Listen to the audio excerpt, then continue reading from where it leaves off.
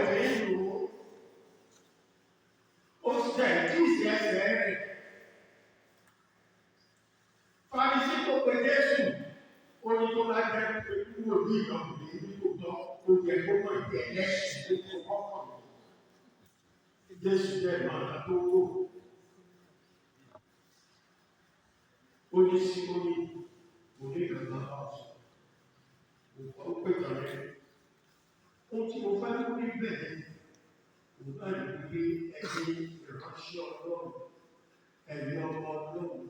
Bí obìnrin yẹn, Bíbélì sọ pé ó kọ́kù ara ẹ̀ ní tèmi lórí Sunday English. She humiliated herself. Ó dojú ti ara rẹ̀. Ó dókòó lórí tábìlì. Kò bá wọn jẹun. Ṣùgbọ́n ó ṣàbọ̀ níbi ẹsẹ̀ Jésù. Èèyàn tó wá ṣe òdòdúrà sí ògbà ìdáná rẹ̀. Àwọn ajá ṣe máa ń jẹ́ ìlú àwọn ẹlẹ́ṣẹ̀. Ẹ jẹ́ ká pọ̀ bí a ṣe máa bá wọn sọ. Nobody among us has been asked to judge. Mo pè wá láti jẹ́ onídàájọ́. Olúwa yóò ṣàánú fún wa. Fárísì yẹn gba ìdálá mi kékeré. Obìnrin yẹn gba ìdálá mi nítorí ó kọ́ wà.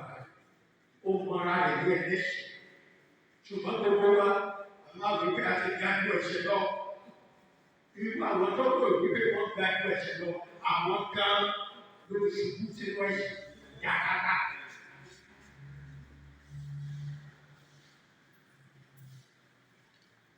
Number 3B, thought. It does not compromise with any death. Iyọ̀ òkè gba ìdọ̀tí kàkà máa. Tí ìdọ̀tí bá pọ̀ sí ìlú kékeré lẹ́ẹ̀ma kò ní gbé yìí. So you can take out the death one by one. Iyọ̀ òkè gba ìdọ̀tí mọ́ra. Ẹ má gbà gba ìṣẹ̀ mọ́ra. Ẹ má gbà gba ìṣẹ̀ mọ́ra. Ẹ má gbẹ̀gẹ̀ àti ẹ̀ṣẹ̀ kékeré àti ẹ̀ṣẹ̀ ńlá ẹ̀ṣẹ̀ ní ẹ̀ṣẹ̀ jẹ́. Ìránṣẹ́ Ọlọ́run, ọmọ Ọlọ́run, ẹ jọ̀wọ́, ẹ jẹ́ ká ṣọ́ra fún ẹ̀ṣẹ̀, ẹ má jẹ́ ká aláyè lẹ́nu ẹ̀mí wa. Bó bá jẹ́ pé aládàáni ìjọba tiẹ̀, má ṣe rò pé torí òbí ọ̀gá lórí ó bẹ̀ sí ṣe nǹkan tó wọ̀ ọ́. 2 weeks or 3 weeks ago, arákùnrin gbogbo káì ó pè mí lórí ọba foundation church. I was shocked. Torí gbogbo gbígbé irú wọn ló yẹ kó lọ bá. Ó ló ní ìdìbò.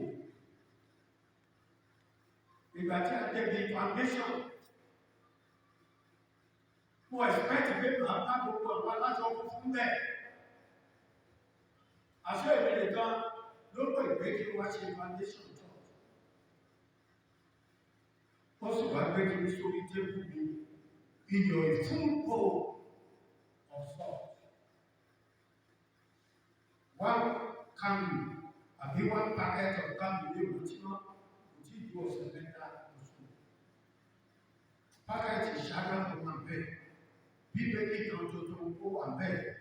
Aṣọ òun wà wọ́n ojú ẹ̀ kó wọ́n bíbélì yóò fi ní ogun àwọn ọ̀gá tó kú. Mo ní àwẹ̀dà gbogbo àwọn nǹkan yẹn kò sí ilé kan níbẹ̀ tó yíjú in itself. It is the way you use it. Candle is polite. Iyọ̀ is good. Ìwọ ni ìwádìí. Ọlọ́dẹ ìjáde ìwà kágbé ìyàwó ló ti sọ ọkùnrin sọ. So, wọ́n jókòó tì one by one mo bẹ̀ sí sanctify. Mo sì ṣe ìtumọ̀ ẹyọ kọ̀ọ̀kan. Kò sí ìtura níbẹ̀. Kò sí àwọn kankan tí ọkàn mi lè ta. But èmi ò mo sọ fún owó ìjọ tí wọ́n káàkiri gbogbo fún foundation oníbi ìsọ̀rọ̀ olùsàlẹ̀ ìdìbò nígbà tá a ṣe tán ó gbé yọ ibẹ̀ mo ti wí pé yọ beautiful very white very clean nígbà tá a ṣe tí a ṣe tán ní etí mo ti sáńtẹ́ everything ó wá gbé abẹ́rẹ́ foundation yìí ó gbé gbogbo ibi tí wọ́n tẹ̀lé sílẹ̀ ó kú yọ sí. However, mo ní tí Yorùbá bá ṣe ọmọ ìlú